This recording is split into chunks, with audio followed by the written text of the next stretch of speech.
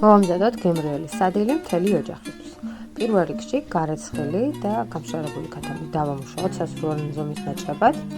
მოვათავსოთ ცხელ ქვაბში, სადაც ზეთი და კარაქი ერთად გაცხელებული. დავუბრაწოთ კარგად ყველა მხრიდან. კარგად დაბროჭილი ქათამი გემრიელია შემდეგ. ხახვი დავჭრათ რგოლებად, მე რგოლებად მირჩენია, შეგიძლიათ სრულად დაჭრათ, დაუმატეთ მომბრაწულ ქათამს, რომ ხახვიც კარგად მოითუშოს. შემდეგ დავუმატეთ პომიდორი, მე სახლის პომიდორი გამოვიყენე, ვინაიდან ნაყიდ პომიდორს ჯერ არ აქვს ისეთი გემრიელი გემო. დავუყარეთ სუნელები, მარილი და დავაბრუნოთ ცეცხლზე 20 წუთით. 20 წუთის შემდეგ დავუმატეთ ნიორი და მწვანილი ქინძი და ძალიან გემრიელი და ნოყიერი სადილი არის მისად.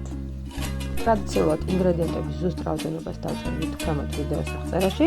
თქვენგან გეუბნები აქტიურობას, მოიწონეთ ეს ვიდეო და გამოიწერეთ ჩემი გემრიელი კულინარიული არხი. ნახვამდის!